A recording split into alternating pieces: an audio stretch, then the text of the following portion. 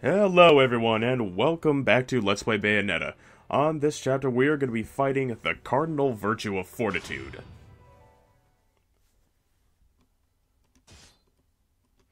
Now, in this chapter, we don't have to worry about anything like collectibles or anything. There are no heart pieces, there are no broken moon pearls, there are no Alfheim, there are no crows to collect. We only have one thing to do in this chapter. You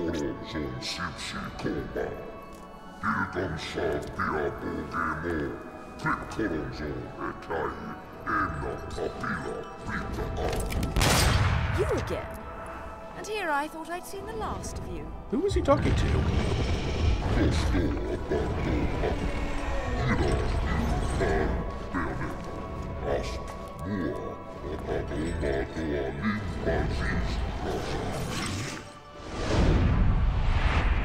Behold our first major boss, Fortitude. I'm sure you'll be more than hospitable to me this time around.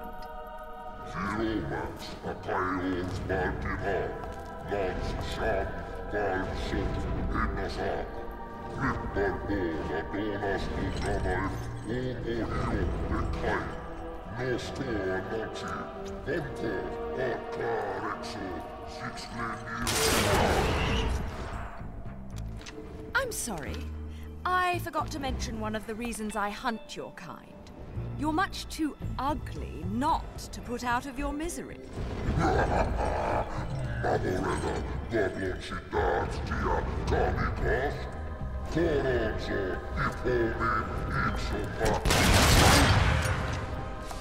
Flock off, featherface. Dude, Devil May Cry reference. Now, see what she's doing with her hair here is entering, like, serious mode or climax mode, as it's called. In this boss fight, every attack you do will be a wicked weave. What Fortitude can do is, like before, he can shoot fireballs out of his dragon mouths, he can lunge his dragon heads at you, both of which can get you witch time if you dodge it properly. And as you saw in the beginning, he'll do this tail whip attack. I have never been able to get witch time from it, so don't try. When you are in witch time against the fireballs, you can hit them back into his heads. And as you can see here, like, every attack that I'm doing is a wicked weave. That's part of this climax mode.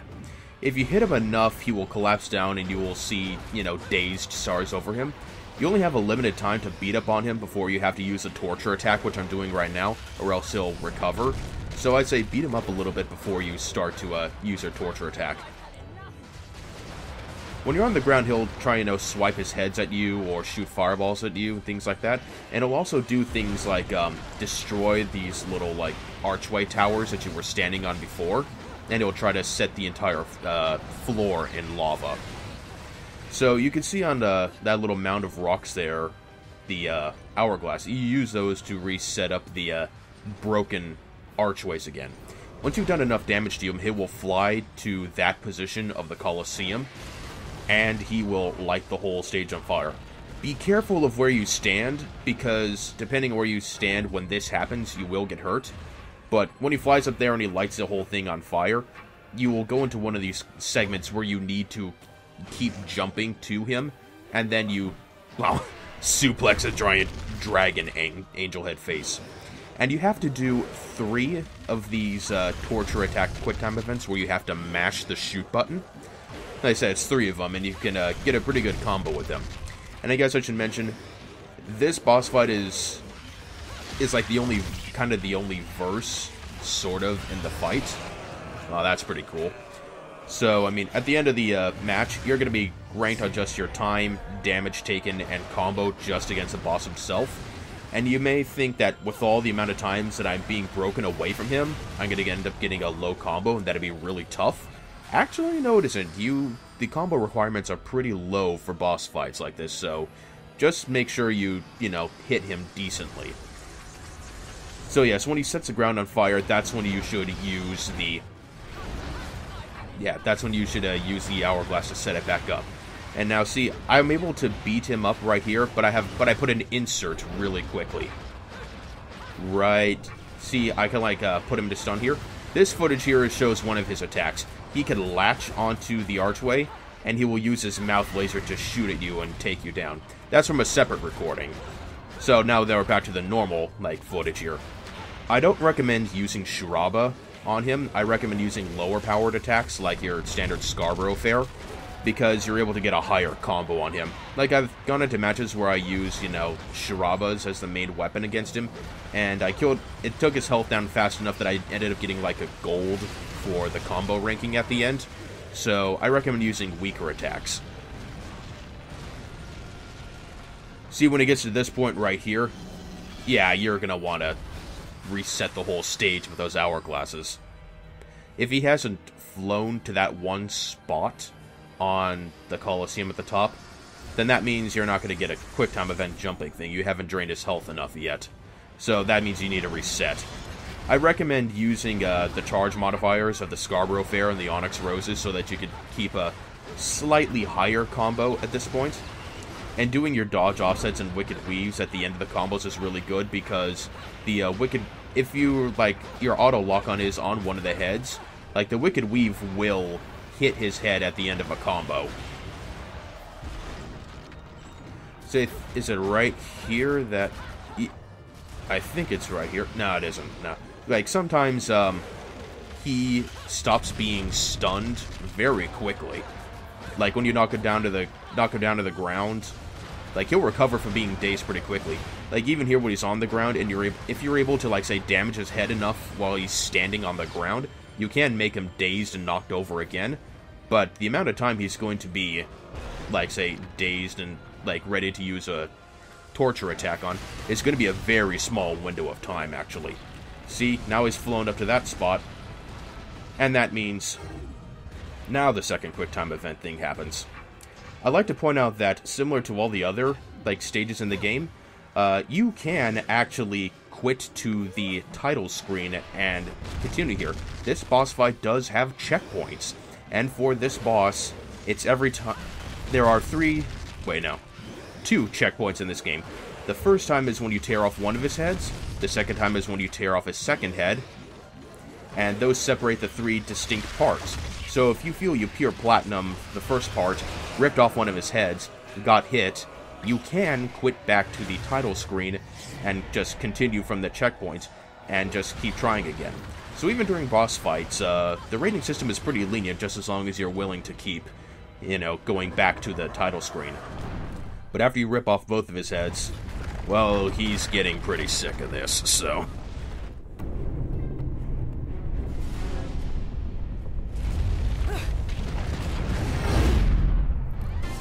Can you believe this? Bayonetta activates sort of like a permanent witch time in order just to collect a simple lollipop.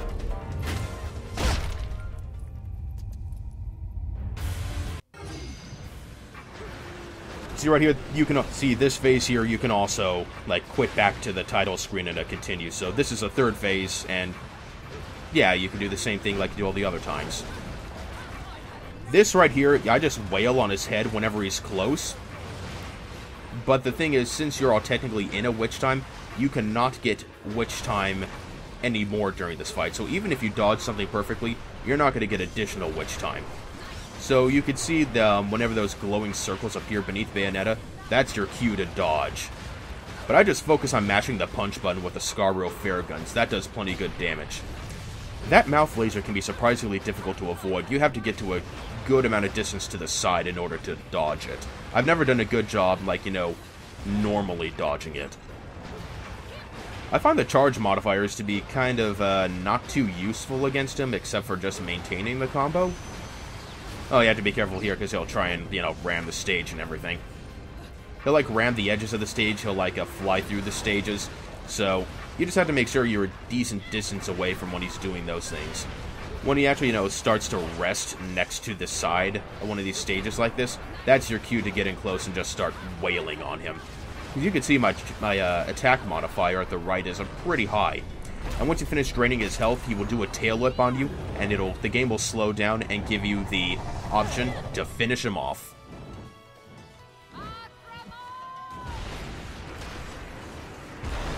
But as you can see during that last section, I did take one hit, and that will cost me a pure platinum run. I mean, that's okay, because, I mean, as long as you get a regular platinum medals on all the stages on normal, you'll get the unlockable, so I'm fine. That's a pretty brutal thing to do, isn't it?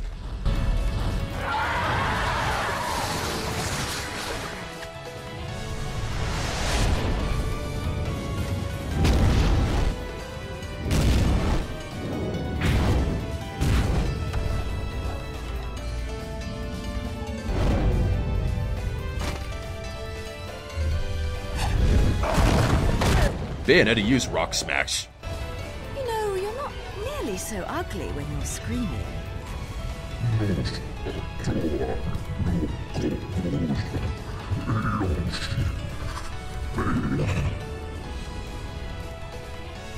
Foretold? Explain yourself.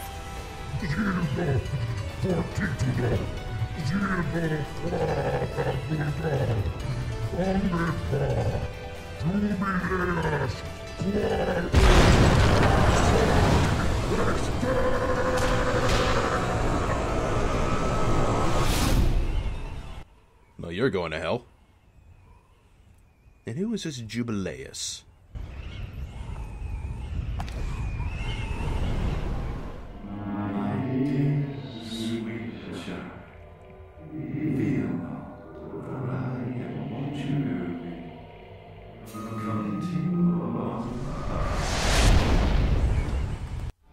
And that is all there is to it.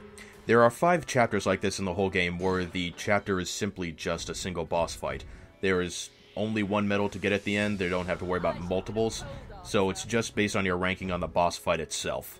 And you often get pretty good bonuses right there, as you can see at the bottom of the screen, that give you extra halos.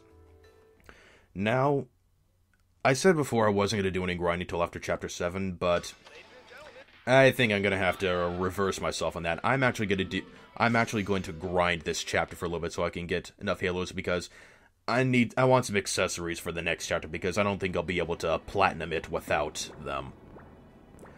But until then, I'm going to show you, actually, since this episode is a bit shorter than usual, I'm going to show you how to do some concoctions, how to combine those little yellow, green, and red orb things that you've gotten from breaking materials. Like, I'm going to show you what they do. And as I showed here, you can go to the sub-menu, and you can reselect all the chapters that you finished at any time you want. So it's very nice. But yeah, I'm not going to buy any of the accessories by the end of this video. I'm going to buy them at the start of the next video. But I'm going to be doing some money grinding so I can, you know, just get some stuff that I know I'm going to need. If you go to the item tab, and you select to the right, you select the concocting compounds, you can cycle between the 3 elements that they are, and you can depending on how many you have there, you hold down the A button and you can fill up this meter. You can have 5 or 10 or 15 chosen, and the left side has a little recipes that they show. If you want, you know, a certain thing, you have to fill up either 1, 2, or 3 meters to get it. Like, in order to get that Mega Yellow Moon Lollipop, I have to fill up the yellow, or the Baked Gecko meter, all the way up to 15, or the 3rd level, in order to get them. And then once you've filled it up to the point that you want, you just rotate the right control stick and to get what you want. So for this, I'm going to get the Magic Flute, and that is 10 of each of the 3 materials. The Unicorn's Horn, the Baked Gecko, and the Mandragora leaf, I believe it is. So that's how you concoct items, and once they're there, you can use them from this menu, and you can set them to the directional pad, like left, up, and right. I believe you can set them to, so that when you're out fighting, you can just press the D-pad, and you'll use one automatically. I don't really use items because they lower your ranking. They don't do that in the second game, so you can actually be kind of cheap in the second game because their effects stacked.